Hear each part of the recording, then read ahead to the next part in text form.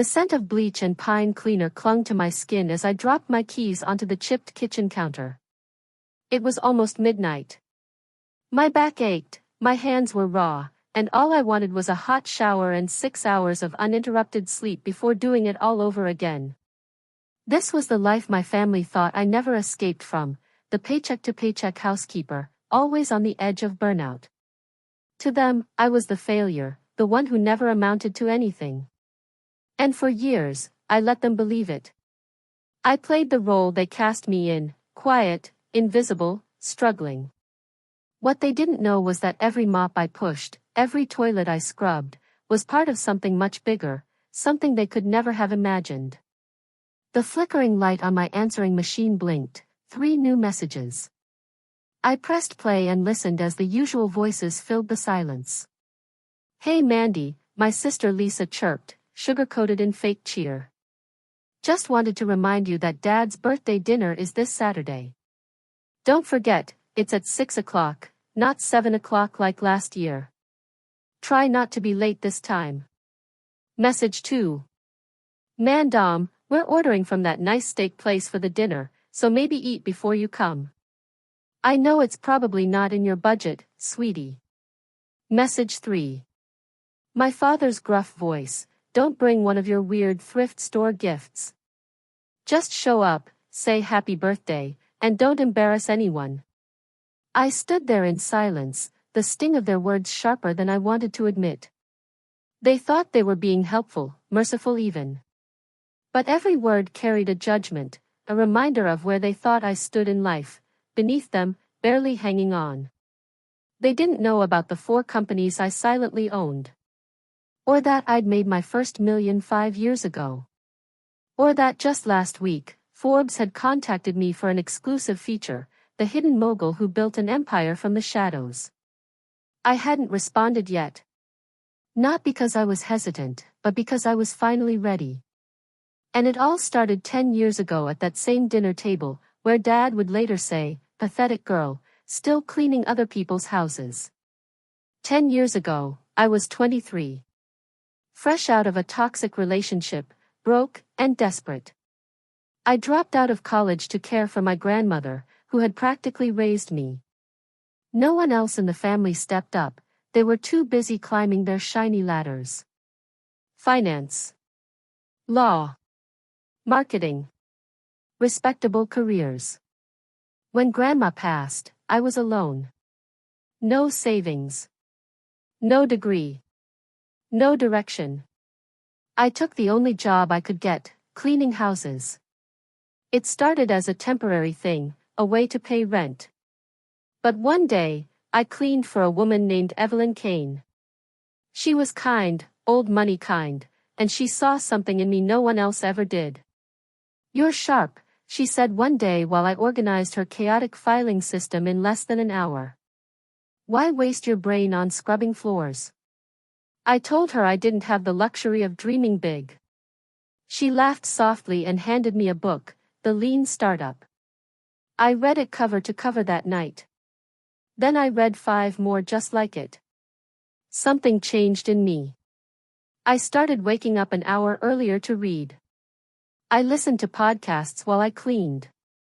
I paid attention to how successful people lived, what they outsourced, how they organized their lives.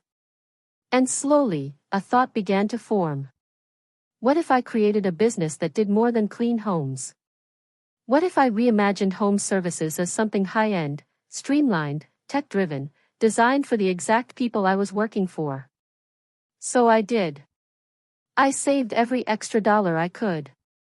I slept on a mattress on the floor in a shared apartment. I ate rice and eggs for months. And after a year of working 14-hour days, I launched Clarity Living, an elite home management company that offered everything from cleaning to concierge services, staffed by vetted professionals trained in discretion, organization, and luxury standards. I didn't tell anyone. Not my parents.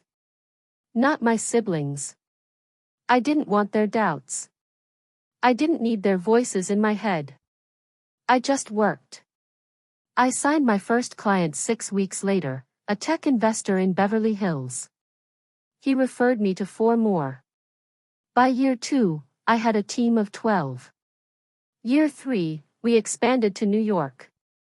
Year 5, I was clearing $10 million a year. But at family dinners, I still let Lisa brag about her advertising job. Still let Mom slip me coupons. Still let Dad shake his head whenever I mentioned entrepreneur stuff. They thought I was weak, that I had given up. But I was building something far bigger than any of them imagined. And now, with the Forbes article set to air on live TV this Sunday, the same day as Dad's birthday dinner, the truth was about to crash down on them like a tidal wave. They wouldn't see it coming. And I wouldn't say a word until they saw my face on the screen with the words, "Billionaire housekeeper turned CEO" right below it. The parking lot of the upscale Italian restaurant was already packed when I pulled in behind a sleek black Range Rover. I sat in my car for a moment, hands resting on the steering wheel, watching the valet shuffle back and forth under the soft glow of golden string lights. Technically, I didn't have to be here. I could have skipped the dinner entirely and let the Sunday morning news do the talking. But a part of me wanted to see their faces when it all unfolded. Wanted to remember every smirk and side eye, so the moment of truth would land exactly the way it needed to. And besides, it was the last time they'd ever look at me like I was less. I stepped out of my car, a modest older sedan I'd kept for appearances. No one would suspect the woman behind the wheel had a collection of luxury vehicles tucked away in a private garage across the city. I handed the keys to the valet with a nod and walked into the restaurant. "Mandy." Lisa's voice rang out like a chime dipped in fake sweetness. She stood up to greet me, arms open wide. "You're on time." I'm shocked. I forced a smile. "Happy birthday, Dad." He barely looked up from the menu. "You look tired." "Long day of cleaning?" And there it was, the jab. The line he'd been itching to throw the moment I walked in. He didn't even bother to hide the smirk. I felt the heat rise in my chest but smiled instead. "You could say that." Mom leaned in to pat my hand. "We're just glad you could make it. We know your job keeps you busy." Busy. That's what she called overseeing 3 regional managers and negotiating contracts with luxury developers across 2 continents. But sure. Busy. As the server came to take our orders, Lisa launched into another one of her monologues about her big pitch to a new client. Something about a tech brand and influencer outreach. She tossed her hair like it was a movie scene. "So," she said, turning to me, "how's the cleaning business?" I took a sip of my water. "It's growing." Dad snorted into his whiskey. "Must be nice not having to think. Just clean and go. Simple life." There was a time when that would have broken me. When I would have gone home and cried into a pillow, wondering if I'd made a mistake by staying quiet. But not tonight. Tonight, I smiled and nodded. Simple, yes. But effective. She tilted the screen. "Mandy Ree." The table fell quiet for a beat. My mother blinked. "Mandy Ree? Wait." Marcus said slowly. "Isn't that same first name, probably a coincidence?" Dad interrupted, waving a hand dismissively. "No way. It's our Mandy." Lisa laughed. "Yeah, right. Can you imagine?" She pointed at me, her laughter rising. "From mop to millions.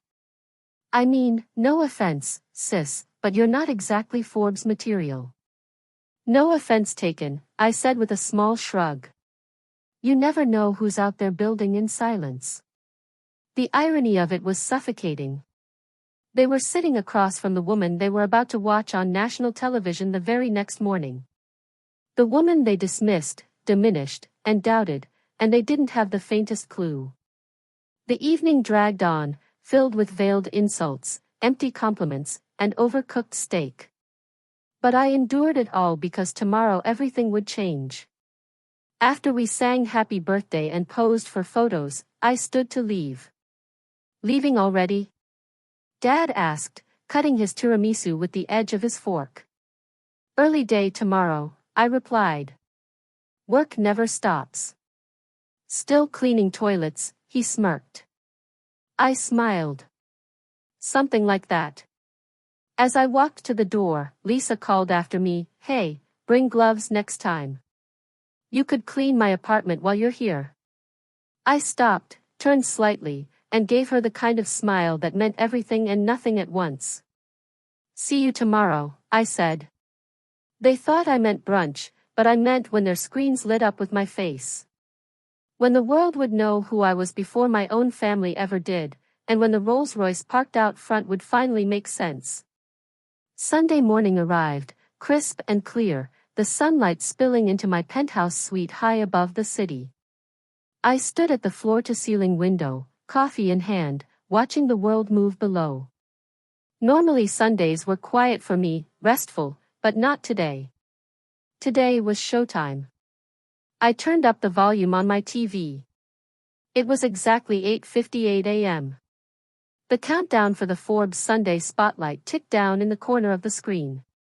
I'd seen the final cut of the segment twice, actually, but this time I wanted to watch it live. Not for me, but for them because I knew exactly what my family was doing right now, dragging themselves out of bed, brewing coffee, nursing mild hangovers from the birthday wine, and flipping on the news just in time to see something that would shake them to their core. The intro music swelled.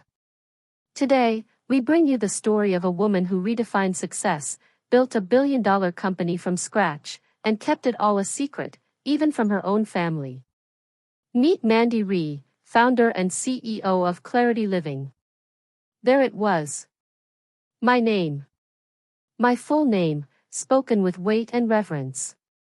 I took a breath. On screen, the camera panned across our Manhattan headquarters, sleek design, glass walls, a logo gleaming like gold.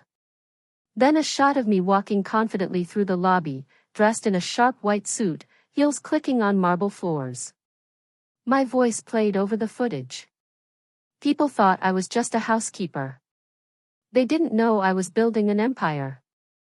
The segment continued, showcasing testimonials from clients, interviews with my executive team, even footage of the early days, me scrubbing countertops, organizing storage closets, hand-printing flyers. Then came the money shot, a list of cities where Clarity Living now operated: New York, Los Angeles, Miami, Chicago, London, Dubai. 6 continents, over 300 employees, valued at $3.2 billion. I could imagine them now. Dad dropping his coffee mug. Lisa's jaw going slack. Mom gasping loud enough to wake the neighbors. I'd given no warning, no hint, not even a breadcrumb. Then the final scene played, me stepping out of a black Rolls-Royce, sunglasses on, as a reporter asked, "Why keep it a secret for so long?" I turned to the camera and smiled. Because success doesn't need validation. And sometimes the sweetest part of the journey is watching the ones who doubted you realize they never really knew you at all. Fade to black. I didn't even have to wait 5 minutes. My phone exploded, calls, texts, emails, voicemails, social media tags, and then the group chat started lighting up. "Mom, Mandy, we just saw the news. Is this true?" "Lisa, wait, what? This is you?" "Marcus, holy, Mandy, you're on Forbes. How long has this been going on?" "Dad, we need to talk now." I stared at the screen, letting the messages pile up. My coffee had gone cold, but I didn't care. I walked to the garage, phone still buzzing in my hand. My real car, a 2024 Rolls-Royce Ghost, gleamed beneath the overhead lights. I slid into the driver's seat and started the engine. They had questions, of course they did, but I had answers. And today, they weren't going to hear them over text or in some awkward phone call. They were going to see them, feel them, because today I was going to visit the same people who had laughed at me just hours ago. This time in a car they used to dream about, wearing clothes from designers they couldn't pronounce, and walking in, not as their family embarrassment, but as the very woman the entire world was suddenly talking about. As I drove through the suburbs toward my parents' house, I thought about the years I'd spent holding back. Every family dinner, every smug comment, every time I bit my tongue instead of revealing the truth. I didn't regret the silence. The anonymity gave me clarity, space to grow. But now it was time to speak with presence. I turned onto their street, the same tree-lined cul-de-sac I once left behind with a duffel bag and no plan. Kids played in front yards. Neighbors watered lawns. I imagined the chatter that would spread once they saw the Rolls-Royce pull up. I parked in front of the house, took a breath, and stepped out into the sunlight. Mom opened the front door before I reached the steps. She looked pale, shocked, mascara slightly smudged. "Mandy," she whispered. "Is it all true?" I smiled gently and held up my phone, where the Forbes article headline still glowed. "You tell me." The air inside the house felt heavier than usual, like the walls themselves were holding their breath. Mom backed away as I stepped into the foyer. Her eyes scanning me like she was trying to make sense of what she was seeing. I could tell she hadn't slept. Her blouse was wrinkled, her hair hastily pinned back, and her voice trembled as she asked, "Why didn't you tell us, Mandy?" Before I could answer, Dad appeared in the hallway, his eyes locked on mine, and for the first time in my life, he looked unsure of what to say. "Mandy," he started. "What the hell is going on?" I walked past them both and made my way into the living room, my heels clicking against the hardwood floor. I sat down on the same couch where I'd once curled up as a teenager, grounded for refusing to change my major, the same couch where Dad told me I'd wasted my life when I turned down a receptionist job at his friend's insurance firm. Now I was worth more than his entire network of colleagues combined. Mom and Dad followed me in. Dad stayed standing, arms crossed, posture stiff. Mom sank into the armchair like her legs couldn't hold her anymore. Lisa and Marcus arrived 15 minutes later, clearly after reading all the messages in the family group chat. Lisa looked flustered, her designer purse swinging from her arm like a prop she wasn't sure how to use anymore. "Mandy," she said breathlessly. "This whole time you've been what? Living a double life?" Marcus sat down across from me and blinked. "I googled you. Mandy Ree. It's all real. You're Clarity living." I nodded calmly. "Yes, I am." But you let us think you were struggling," Lisa said. "You let us believe you were broke." "No," I corrected her. "You chose to believe it. I never told you I was broke. I just didn't correct you when you assumed I was. You drove that beat-up car," Dad snapped. "You wore thrift store clothes. You asked us to go easy on your birthday gifts. What were we supposed to think? That maybe I didn't care about appearances," I offered. "That I didn't need validation through labels and luxury to know my worth." Lisa scoffed. "That's rich, coming from someone who just rolled up in a Rolls-Royce." I leaned forward. "The car wasn't for me. It was for you so you'd finally see me. Because let's be honest, if I had shown up in my work clothes from the company I own, or said I was investing in real estate across 3 countries, you wouldn't have believed me." Dad opened his mouth. But for once, nothing came out. "You know what really hurt?" I said quietly, eyes still on him. "It wasn't the assumptions. It was how easy it was for all of you to believe I had failed. How none of you ever asked what I was passionate about, what I was building. It was easier to mock the housekeeper than imagine I had dreams worth following." Silence. Then Marcus said, "But why keep it a secret? Why not tell us? We're your family." I turned to him slowly. "Remember when Grandma got sick? I dropped out of school to take care of her. You all told me it was irresponsible that I was throwing away my future. But I didn't care. I owed her everything. She believed in me when no one else did. And when she passed, I had nothing. Not one of you offered help. Not a place to stay. Not even a word of encouragement. Mom flinched but didn't deny it. So I started working, cleaning houses. One of my clients saw something in me. She gave me a book and a chance. That chance became an idea. The idea became a company. The company became a global brand. I paused and let the silence stretch. I didn't tell you because I didn't want to fight for your approval. I wanted to build something for myself. And now that I have, now that the world knows, I wanted you to see it, not hear about it. See it. Lisa shifted in her seat. I thought you were just trying to find yourself. I found myself a long time ago, I said. You just never looked close enough to notice. Dad finally sat down, looking strangely small. So what now? You just rub it in our faces? No, Dad, I said, my voice steady. I'm not here to humiliate anyone. I'm here because, for once, I want you to really know who I am. And because tonight, there's a dinner at the Paramount. Lisa's brows knit. The Paramount? That exclusive place with the 6-month wait list? I own it now, I said simply. And I've reserved it for us. Private chef, full staff, top floor. We're going to sit around a table again, but this time the conversation will be different. Mom looked like she might cry. We don't deserve this. I smiled softly. Maybe not, but I didn't do all this to punish you. I did it to prove something. That success doesn't always shout. Sometimes it whispers, builds, waits, and then it reveals itself on its own terms. The elevator ride to the top floor of the Paramount was silent.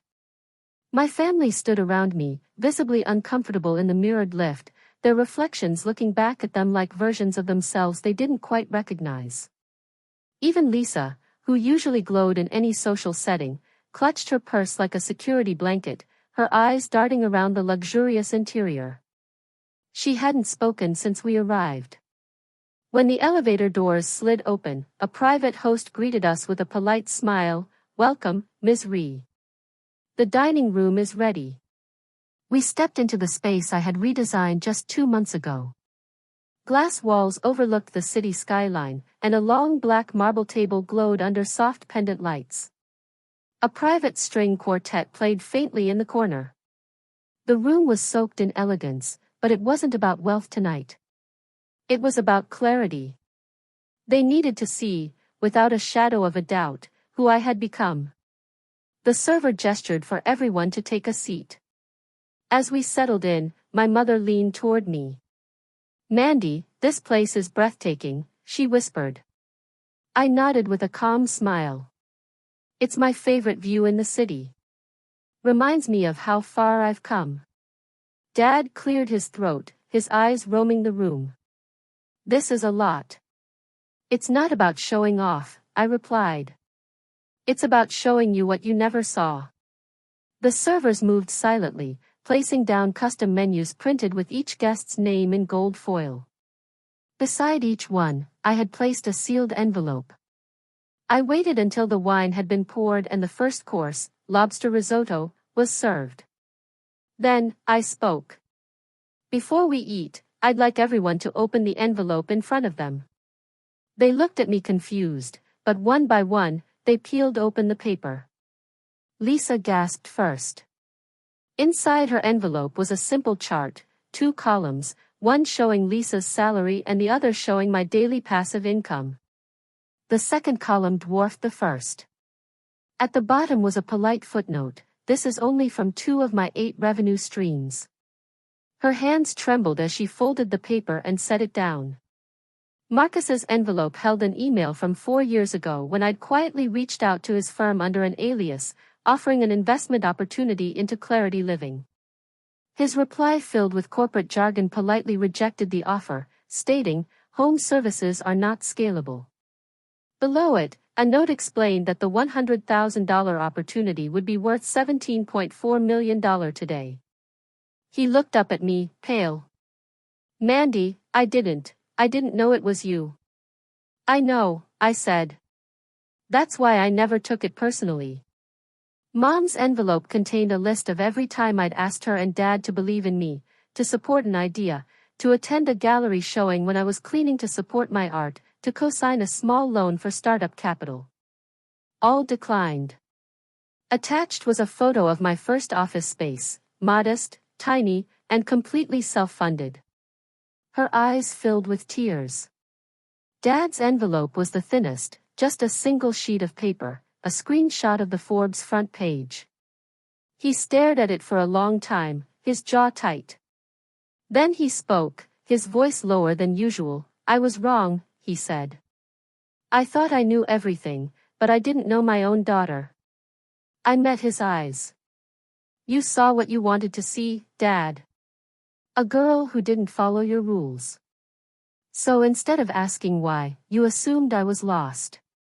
He nodded slowly, and for the first time in my adult life, my father looked genuinely remorseful. Dinner passed with an unfamiliar quietness. No bragging. No lectures. Just reflection. After dessert, chocolate souffle with a raspberry drizzle, I stood and walked to the large screen behind the table. "I want to show you one last thing," I said. The lights dimmed, and a presentation began to play. Photos from my journey, me cleaning homes, me sleeping on the floor with books stacked around me, the tiny office where Clarity Living was born, my first company retreat, my first Forbes cover, my first apartment with central heat. Each image was matched with a headline, some from the press, some from old emails and texts from my family: "You're wasting your life. Maybe try a community college next semester. Mandy needs to get real." Then, the final frame appeared, a photo of me at age 23, smiling with my grandmother in our old kitchen, side by side. Below it, "She believed in me when no one else did." I turned back to them. This wasn't about revenge. It was about truth. I'm not angry anymore. I don't need apologies, but I do need you to stop pretending I was ever less than. No one spoke for a long time. Then, my mother stood and walked to me, tears silently streaming down her face. "I'm sorry," she whispered. "Not just for not seeing you, but for not looking in the first place." I hugged her tightly. "Thank you. That's all I ever wanted." As the music swelled and the city sparkled behind us, I realized this wasn't just a dinner. It was a reckoning. And maybe, the beginning of something new. A week had passed since the dinner at the Paramount, and the world hadn't stopped talking. Articles were still going viral. My inbox was overflowing with partnership requests, offers to write a memoir, podcast invites, investment proposals. I'd been named one of Forbes's most influential women of the year and was now booked for a keynote speech at a global innovation summit. But the spotlight wasn't what kept me awake at night. It was the stillness, the silence after the storm, the strange quiet that follows a lifetime of noise, of proving, of chasing something just to show others you could, and then realizing you've already arrived. I sat on the terrace of my brownstone, the one my family didn't know about. It was simpler than the penthouse, quieter, ivy on the walls, an old stone fountain bubbling gently nearby. My dog, a gentle old rescue named Luna, lay curled beside me. She didn't care about net worths or business empires, just that I was home. The phone buzzed beside me. It was a text from Dad. "Saw your TED Talk. You were incredible. Wish I'd listened to you sooner. Proud of you, Mandy. Truly." I stared at the message for a while, unsure how to respond. It didn't erase everything, the years of condescension, the disregard, but it was something. A start. A bridge being built, tentatively but intentionally. A notification popped up, Forbes interview live in 20 minutes. I glanced at the clock. Just enough time. I walked inside and changed into a simple blouse and jeans, no stylists, no prep team, no designer heels, just me. Because, after everything, I'd finally earned the right to be fully myself, on camera or off. I joined the virtual call, and the host greeted me with a grin. "Mandy Ree, thank you for being here." "Happy to," I replied. "We've had a huge response to your story," he continued. "Millions have watched your journey unfold, but one question keeps coming up: what made you keep going when everyone, especially your own family, seemed to doubt you?" I thought for a second, then smiled. "You don't need everyone to believe in you. Just one person. And sometimes, that one person has to be you." He nodded. "And if you could go back, say something to your younger self in that tiny apartment cleaning houses, what would you tell her?" I felt a lump rise in my throat. I'd tell her that it's okay to feel invisible. That sometimes invisibility is a gift. It lets you build without pressure, grow without judgment, and rise without interference. And when you're ready, when the time is right, you won't need to announce your success. You'll just arrive, and the world will have no choice but to see you. The interview ended, and I sat in the quiet again, letting it all sink in. That afternoon, I drove to the cemetery. I hadn't been in a while. The sun filtered through the trees as I stood in front of my grandmother's grave. I brushed a few fallen leaves off the headstone and placed fresh tulips in the vase beside it, her favorite. "Hi, Grandma," I said softly. "You were right about everything."